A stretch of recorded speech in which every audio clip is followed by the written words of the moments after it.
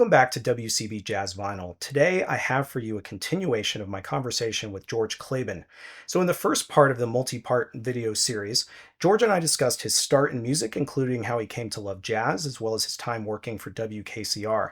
In part two, we get into some of the specific releases that he was the recording engineer for that spans labels from Impulse to ESP Disc to Muse, Prestige, ECM, Cobblestone. And he really recorded so many amazing artists for all of these big labels, as well as some of the private press labels that collectors get so excited about as well. And fortunately, some incredible stories to go with those experiences. So you don't have to have heard part one in order to enjoy part two, but I will link it in the description.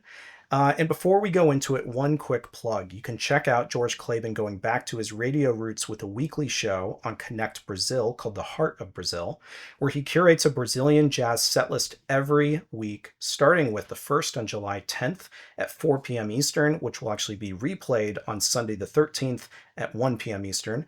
And then going forward, new shows starting on July 20th are going to air on Sundays and be replayed on Thursdays. I'll include a link in the description with the full schedule. How did you then, so one that I just kind of pulled up, right, that I believe you recorded is Why Not, Marion Brown. I'll tell you that story. Yeah, I'm curious how you made this pivot, from photography to record. The thing is, it wasn't pivots. That's what's so interesting. It was all being done left, right, up, down, simultaneously, not simultaneously. Just as time moved on, moments moved on, I would do whatever. And there wasn't a definition like, oh, now he's a photographer, let's call him up. Or the only thing that I was a DJ. And I haven't even said the most important part of what happened and why I have a record label and all that. And that is because I told you how I always wanted to have something different. What I really wanted was to be able to record jazz, because I was disappointed with the quality of the jazz recordings. Often they were not well recorded. And I happened to have a good ear and have listened to so much jazz and just felt I could do a better job. So I went to a place called Martin Audio in New York that sold professional recording equipment, and fortunately had enough money. My father helped me out. I bought a Crown 2-track tape recorder, which is a portable 70-pound, really professional, beautiful, solid state recorder that records 7.5 and 15 IPS. And I would buy, the best tape, 2-track. And I bought an Ampex mixer, which had 4 in, stereo out, no EQ, no reverb, nothing. Just had to get it right. Earphones, no speakers. A lot of times I was on off the side of a stage, And so I recorded and did quite a nice job, and then would take it home and listen to it and check it out and edit it and all that. And so then I would have these recordings that I could play on my show. And after a while, I got a reputation. So Marion Brown was one of the earlier people. Now, he was associated with the group of avant-garde musicians, I believe. And they told him, Klabin is doing these things and you should call him up. And I got paid for that. I don't remember what it was. And the best thing, so I had this equipment, right? And I was able to go with it to different places. Eventually, I ended up recording the, as you know, Mel Lewis Thad Jones big band. And that all because of this. I'm telling you how it all started. And so then I get a call from George Avakian. And he says to me, I understand that you did very good recordings of jazz musicians, and you have access to a really good stage and a piano. We have this young pianist that works with Charles Lloyd. We'd like to get him a record contract. And his name is Keith Jarrett. So would you mind if I send him and the trio over and record him? And I said, sure. I'd never heard of him. I said, sure. We're talking early, right? He's just on the record with Charles Lloyd, maybe the first record. And I don't even know that detail. But so he comes in. I had access to a Wallman Auditorium, which is no longer there. They've torn that down. But that was a beautiful auditorium. And on the auditorium stage, they had a 9-foot concert grand Steinway that was always tuned. And it just sat there. And on Sundays, nobody ever used it. So I got permission. I would sign up and I would have that space for 6 hours or whatever. No cost to me as a student. And I would come in there, set up my stuff right on stage to the side and record all sorts of stuff. And in this case, Keith Jarrett, Paul Modian, and the drummer was, the bass player was Charlie Hayden. So it was a trio, all great musicians, and I had not ever heard those guys yet. So they come in and he starts playing. I have a beautiful recording of it, but it cannot be released because he doesn't want it released. We talk to him. I mean, I do everything properly here. Yeah. So Yeah. it's just sitting there. But when I listened to it, I said to myself, I am having the privilege of hearing something that is part of history that's going to be made. I've never heard anybody play like this. The closest I can say is it's Bill Evans on steroids or something like that, but it's different. It's even more. It's more developed, I guess is the word. And I just loved it. And so then after I gave him a copy of the tape, I was allowed to play it on my show once. But I got a phone call. You know what? That was very good, but we need more. So we'd like you to go to the Vanguard in a couple of weeks and record some more. So that's the first time I went to the Vanguard when I wasn't a listener. They put me on a little. The Vanguard. Can you visualize it? Oh, sure. Yeah.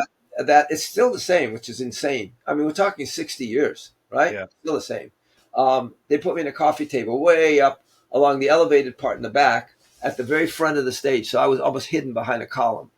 And what was interesting was, I have all this stuff, and it's beautifully recorded. And who knows if it'll ever come out? But it's the very beginning. It's the actual beginning of his career as a pianist, I think. So again, I was there. Like I said. Yeah, and so you're recording a bunch of live music, and I think I think of the Albert Eiler Yes, I was. Village Vanguard recording. I think it was there's two venues. There was a Village Gate, there was a Village Vanguard that maybe was put together. There was Noah Howard at Judson Hall. There's Marion Brown. Was that sort of the impetus for then getting involved in studio recordings as well? No, not at all. Interestingly enough, Huh. no. The emphasis was more the other stuff, the stuff that like Frank Foster Big Band, like Gary Burton, who came along. He was a young kid, came along and he did some recordings with me. Again, it's on that stage, on Sundays, and I did a whole lot of them. And I said, "This is great. I wish I had a." And then I would go to. I befriended John Schlitten at Prestige, and I would go to hear his recordings sometimes. And one time, this is a great story. I always find myself somehow embedded into jazz history. Just as following along. Not that I'm like this historical person, but that I'm part of the history, like almost entering, and then which was. I went to some session. Don invited me to a session at the studio, and there was some pretty young ladies there my age, so I was checking them out. They were listening. It was a private thing, but there were a few people there, and there was a lady there, and I started talking to her, and she said, "Yes, those are my daughters." And I said, "Oh," and I said, "What's your name?" She said, "Baroness de Koenigswarter." Can you believe that? Nica. Nica. That's amazing. Unbelievable. So that could have been the end of it, but after the session was over, her daughters went somewhere else because they weren't living with her. But so here's what's so interesting. So she says, "I'll drive you back." I was living on 111th Street near on Broadway. That was near Columbia University, and that's the apartment building that I lived in. And so she said to me, "I'll drop you off." And she had a Jaguar. But now remember, a Jaguar, this was a Jaguar that was probably from the 50s. It was very elegant, but it wasn't the kind of Jaguar like a sports car. It was their model, which was a limousine kind of model. So I get in there, I'm, in the front seat with her, and we're chatting away. And somehow the subject came up of her, her home. And she said that she loves cats. And I said, "Oh, really? Oh, so you have cats?" She said, "Yes, I have quite a few cats." I said, "Well, how many cats do you have? You ready for this?" 60. I said, "Excuse me? 60 cats?" She said, "Yes, yes. Oh, I love cats." I said, "Well, where do they reside?" She said, "Well, about 40 of them in the bedroom." Oh, Oh my and gosh. I heard that. I just didn't know what to say. So that was the end of that comment. I was like, uh-oh. But what's really interesting is, it's incredible. The ties keep coming and going. And so many years later, now we go way ahead to maybe 15 years ago, and somehow we got in touch with the her estate, with his Rothschild. She was a Rothschild, and they had all these recordings because she was like record everything in her home, all the conversations with the jazz musicians, a lot of Monk, which we weren't allowed to hear first. They said we have about 100 hours. They're on DAT tapes already to preserve them, of her recordings. Would you like to hear them? We thought, well, maybe there's some great music on there, because we really didn't care that much about her talking to the musicians. I mean, that's nice, but so we got the tapes, and we painstakingly transcribed every one of these tapes, every one, and it was very disappointing because she didn't know what she was doing. So she would have like a Wallensack, which was a terrible recorder, and she'd have the microphone from the Wallensack, which was a terrible mic, and it would be 20 feet away sometimes. Especially, she had a nice piano, and she'd have somebody like Sonny Clark, who's not only a great pianist, but died very young, and there's very little of him, right? So we Yeah. were like, oh my God, Sonny Clark, you got hours of him, right? Everything is like in the other room. It's like as if I'm standing in one room with the door open, I'm listening to Sonny Clark play the piano way over, there. So it's like so much room tone that it was completely unusable. And that's pretty much what everything was. That is so unfortunate. Did anything happen out of all of those recordings though? Nothing at all happened. And we returned the tapes to them, and that was the end of it. You win some, you lose some. It was not one of the great ones, but the Schlitten thing worked out really well, because after I graduated from college in 1968, I had decided I wanted to open a recording studio in New York. So I spoke with my father, and he said, "I will give you a certain amount of money. What would you need?" And I didn't know, but I said, "I'll let you know." And so Helen Keene, remember Helen Keene I mentioned, was very friendly with me. She said, let me introduce you to a couple of people that have studios for sale. Don Elliott. Have you ever heard of Don Elliott?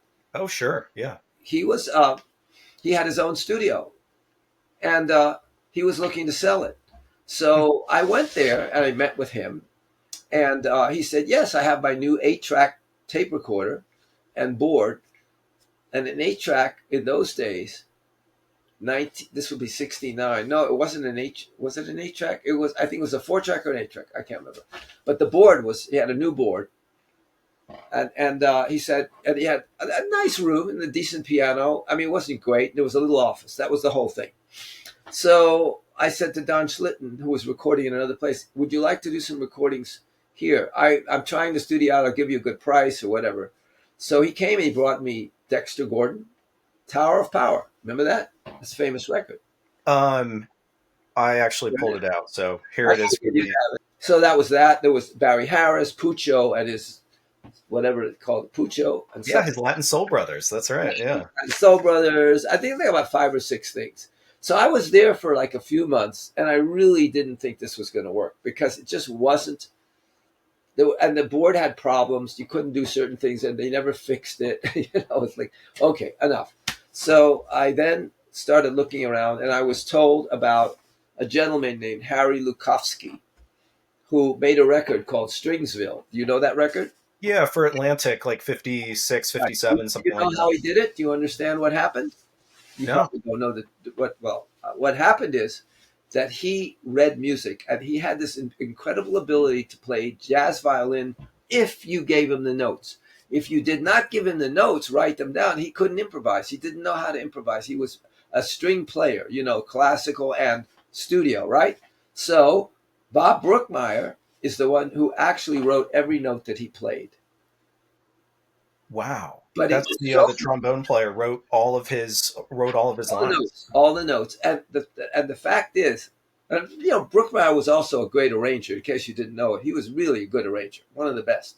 Um, so he had gained a little fame with that, but that was it. That was just a one-shot deal. But here's what happened because of that: Quincy Jones. This is years later now.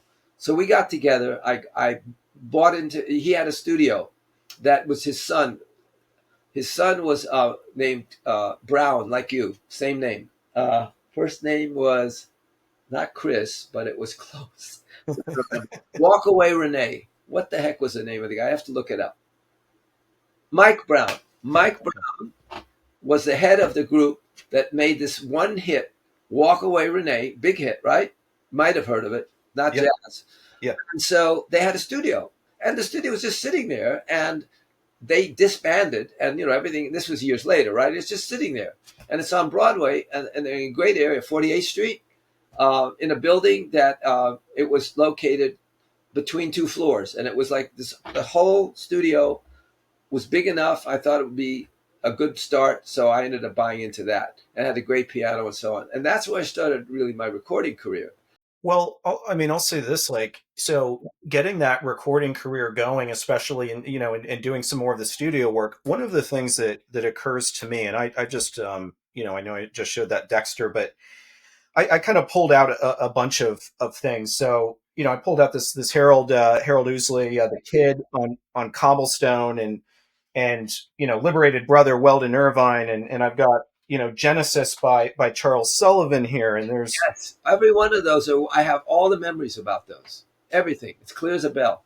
well, so and I guess I don't know where to start other than and Joe Chambers here. The thing that's interesting is that these are all just so happens that these are all different labels, but you worked for a variety of different labels. Oh yeah. Well, remember, there wasn't the same thing there is now. There wasn't an allegiance to like one label. Rudy Van Gelder got most of the work, and Rudy Van Gelder did everything the same way. And if you liked it, fine. I appreciated it, but I will tell you that I thought that I could do better because with his drums. Because the problem when there was loud drums, he had a very live room, and I didn't like the way it splashed all over the place. But so what? He was very good. I'm not in any way criticizing him, but I wanted to do my own studio, and I did. And so a lot of people came to me because probably I gave them a better price too. But I don't know if you've ever heard of recording boards, brands, but there's something called automated processes known as API. They had come out with a board in 1970, and that was just when I started the studio. And I bought the very first one they ever made, and they're still in business now. And we're talking, well, God knows how many years later, right? Let's see, it's almost 60 years, and their boards now go for like I don't know 300,000 for a board, and I bought it for 10 grand, and it was really modern. It had a whole different system on it. So that was how I started. I had that board. I put it in the studio, and one day didn't done any recording yet, and so I was walking down Broadway, and who do I see but Monty Alexander? And Monty was already an acquaintance of mine. I used to hear him at Jilly's. You've heard of Jilly's, the great club where Frank Sinatra hang out there. Just check it out. Read Jilly's, Jilly apostrophe S. It was a hangout for jazz trios and Frank Sinatra. So I would go there, and I had his record. And it's fabulous. I think he's one of the most underrated jazz musicians in history. And so I knew him. So I said to him, "Hey Monty, can you come to my studio? Maybe bring like a couple of guys. I want to record some music in the studio. I haven't heard the studio as a jazz studio yet, and I have a really good piano." So he came and he recorded a bunch of things with me, like 3 or 4 songs, and I was very happy with the results. These records that you showed me, I believe all of them were recorded in that studio. We moved, Harry Lukowski and I, he discovered in 1973, this was in 1970, 1973, he discovered that Capitol Records had closed their studios. And those studios were located 2 blocks from where we were. And it was quite a desirable thing. So we went over there, and it was in the slump. The real estate slump in New York, you may recall, was in the 70s. And it was full blast. So people were just desperate to rent out space and whatever. And so we go over there, and we see that there's 2 floors, and we say, well, let's see what it costs us to get just the second floor, because it had a nice studio, a nice big one. They had a huge one downstairs, which we got later. Hmm. So that was all empty. Those 2 floors, the ground floor in the back studio was empty, and then there was this big full floor, which we rented for like I don't know 10 years for like $4 grand a month. Wasn't bad at all. But the landlord had just bought the building, and he was happy. from like around 1973. I know that you had recorded a Teruo Nakamura album. Was Oh that yes, was yes. that at the new The new one. location? That was the new one. Yeah. Hmm. So that one was for Three Blind Mice, which Just some uh, small label, Japanese sort Japanese label, I think.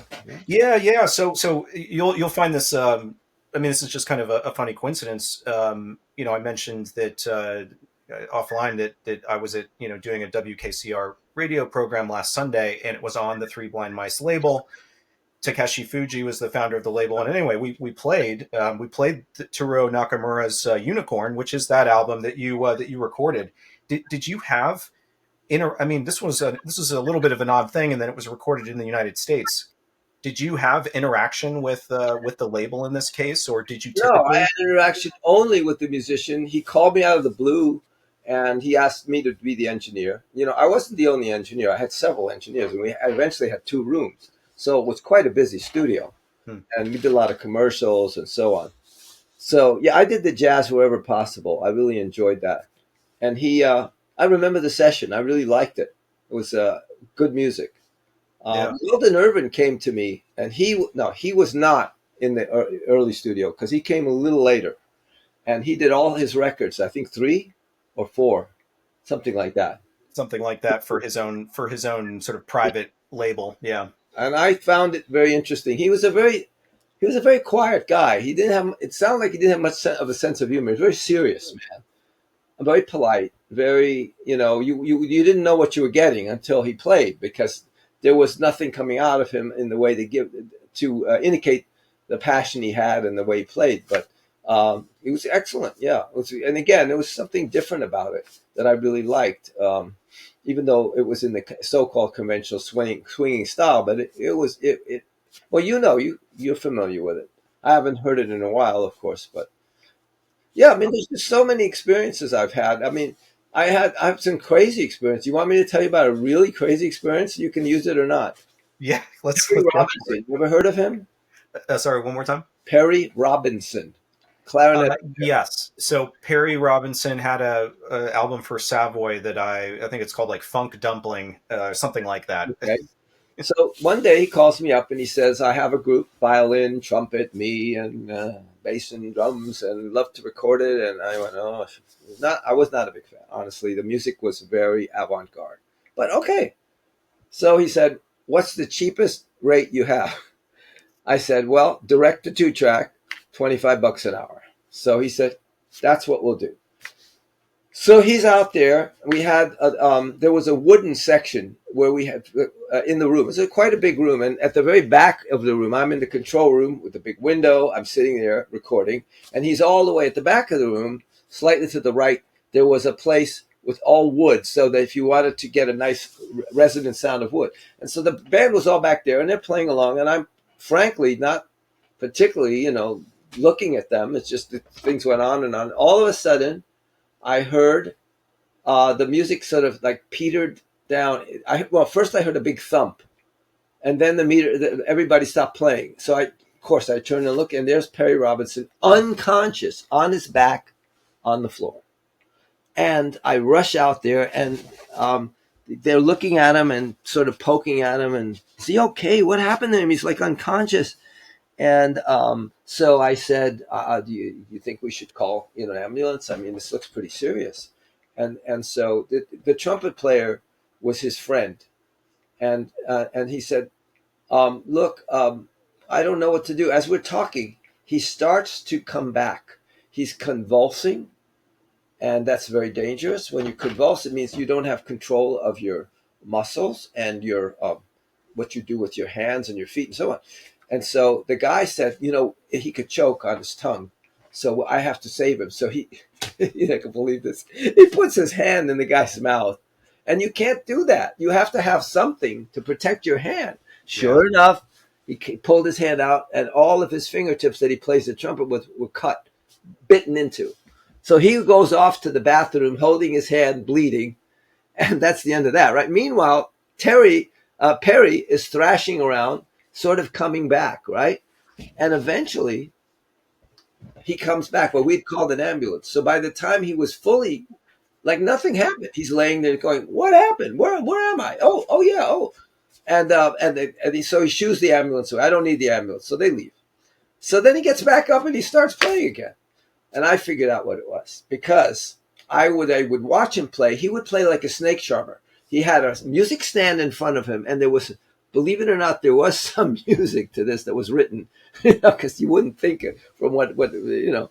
So he was reading the music, and I noticed the clarinet was in his mouth, and of course, when he was finished reading, he still had the music stand there. Now he's improvising, and he's closing his eyes, and he's going forward and backward. Like a snake charmer. He said, okay, that's fine. Except that what had happened is, I just guessed this, is that his clarinet hit the music stand pretty hard. It was like, he leaned forward and it hit it and drove the reed back into the back of his throat. And you have your palate and your soft palate, your hard palate and then your soft palate, and it hit the soft palate. Guess what's behind there? All the nerves that go up and down to your brain, your nervous system. Now, he didn't even bleed, but he whacked it. It would be like being punched. And what it did is it just shut down. Like the electrical impulses got all confused. So it shut down and he collapsed. And then after not that long, maybe a few minutes, it all started to rewire itself. And at first it wasn't doing so well. He was, the arm wasn't moving right yet and the leg, but you could see he was getting it back together, right? And then he got up and he was like, what happened? Because he was totally unconscious. He didn't know what happened. And I didn't tell him that because I only figured that out later, thinking about it. But it was really a weird experience. I don't know if you want to use this, but I'm telling it for you because I've had some crazy things happen in the studio. That was about the craziest of all. That, yeah, that is really crazy. And I have to imagine, I mean, that you hear stories about, I don't want to call them riders that musicians would have, but just, habits that they would have of what they needed in a studio in order to be able to perform. I mean, some of the early guys, like, I don't know if it was Art Tatum or somebody else, it was alcohol, right? And Oh yeah, like, they had to have their alcohol. Yeah, yeah, yeah, yeah, yeah. yeah. So That's that's yeah. I imagine you got exposed to a lot of different different personalities. well. I mean, Roulette Records did most of their jazz with us for years, and James Brown did 5 albums for us for Polydor, and on, all kinds of things. I didn't do the James Brown. He had an engineer that came in and brought the work to us and got a commission and all that, which was great. But I did a lot of the roulette stuff. So Art Blakey and Betty Carter. I think Astrud Gilberto was on that at some point. So I did that record, and it was fantastic. I mean, it was a great time. You know what I'm about? I'm about two things: melody and rhythm. This is the kind of music that I like, and we find that missing now more and more. Not in jazz so much, but if you go to a restaurant, you know what they're playing? Chords and repeating rhythm, but no melody. And the reason that they're not playing a melody, I figured it out because they don't have to pay anything to any writer, so it's free. So if some guy sits at a computer in his bedroom and makes this stuff up, right, which you can do, you don't even have to be talented. And then he sends it out and they pay him a certain flat fee and they own it forever. And then, of course, they put it out, they rent it out, like Spotify or whoever, to restaurants, hotels. And it's mood music, but it's not music, it's mood sound. It's lost the one thing it needs, melody. All right, that concludes part two of our conversation, but we do have a continuation coming up where we'll discuss George's experiences starting Resonance Records, which really has become an integral part of Record Store Day, really ever since that event even started. We'll also discuss some of his new releases that aren't a part of Record Store Day, including one really exciting one coming up later this year. So as always, thanks everyone for tuning in, and I'll see you next time.